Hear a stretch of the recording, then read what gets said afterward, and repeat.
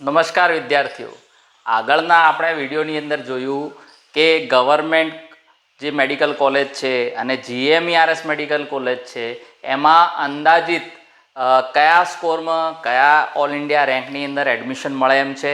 તમે જો વિડીયો ના જોયો હોય તો આ યુટ્યુબ ચેનલ ઉપર સબસ્ક્રાઈબ કરી અને આ વિડીયો તમે આગળના વિડીયો જોઈ શકો છો. હું ડિસ્ક્રિપ્શનમાં પણ એ વિડીયોની લિંક મૂકી દઈશ કે ગવર્મેન્ટ જે મેડિકલ કોલેજ છે ગુજરાતની એ ગુજરાતમાં કયા સ્કોરમાં મળવાની સંભાવના છે, કયા સ્કોરમાં મળવાની સંભાવના છે.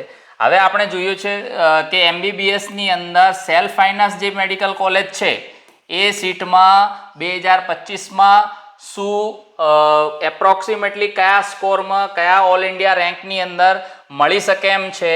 કઈ કેટેગરી વાઇઝ આપણે જોઈશું કે કઈ કેટેગરીમાં કેટલો સ્કોર હોય તો સીટ મળવાની સંભાવના છે.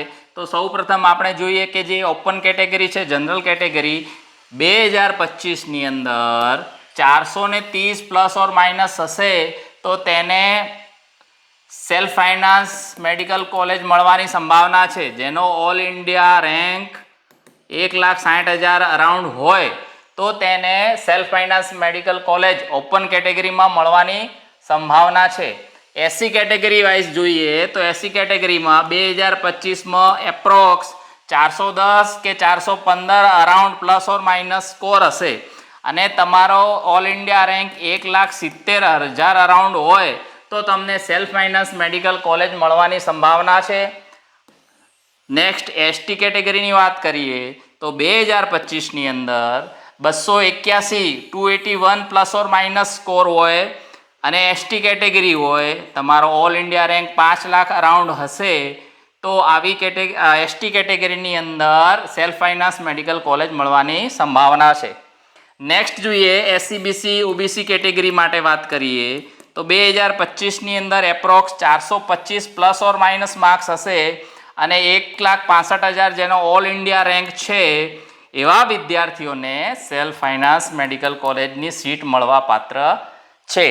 આ વખતે આપણે ખાસ જોઈશું કે જે ઓપન કેટેગરી છે, ઓબીસી કેટેગરી છે અને ઈડબ્લ્યુએસ કેટેગરી છે, આ ત્રણેય કેટેગરીની અંદર કમ્બાઇન્ડ સ્કોરમાં એડમિશન મળે એવી સંભાવના છે. તો ઈડબ્લ્યુએસમાં પણ આપણે 425 પ્લસ ઓર માઇનસ અરાઉન્ડ 1,65,000 તમારો સ્કોર ઓલ ઇન્ડિયા રેન્ક છે અને 425 સ્કોર હશે તો તમને સેલ્ફ ફાઇનાન્સ મેડિકલ કોલેજની સીટ મળવાની સંભાવના છે. હવે આપણે મેનેજમેન્ટ કોટા તરફ જઈએ તો આગળના વિડીયોની અંદર આપણે ટોટલ ગુજરાતની અંદર 20 સેલ્ફ ફાઇનાન્સ કોલેજ છે. કેટલી? 20. અને ટોટલી દરેક સેલ્ફ ફાઇનાન્સ કોલેજની આપણે ફી સ્ટ્રક્ચર જોયું છે. દરેક કોલેજનું ફી સ્ટ્રક્ચર જોયેલું છે આપણે, એટલે દરેક કોલેજની ફીસ એ પર્ટિક્યુલર અલગ અલગ છે. તો આગળના વિડીયોની અંદર આપણે એની ચર્ચા કરી ચૂક્યા છીએ. તમે ના જોયો તો એ વિડીયો આપણી યુટ્યુબ ચેનલ ઉપર જઈને જોઈ શકો છો. તો એ જે મેનેજમેન્ટ કોટા છે એ મેનેજમેન્ટ કોટામાં 350 અથવા 360 પ્લસ ઓર માઇનસ તમારો ઓલ ઇન્ડિયા રેન્ક 3,50,000 થી 3,60,000 પ્લસ ઓર માઇનસ હોય તો તમે સેલ્ફ ફાઇનાન્સના મેનેજમેન્ટ કોટાની અંદર એડમિશન 2025માં મળે એવી સંભાવના રહેલી છે.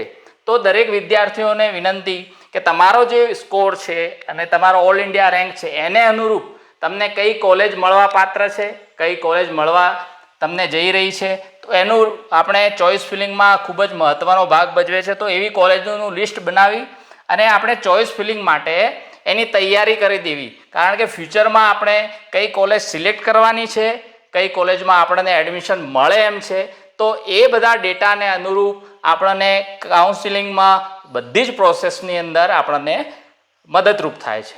તો આ હતી સેલ્ફ ફાઇનાન્સ મેડિકલ કોલેજ.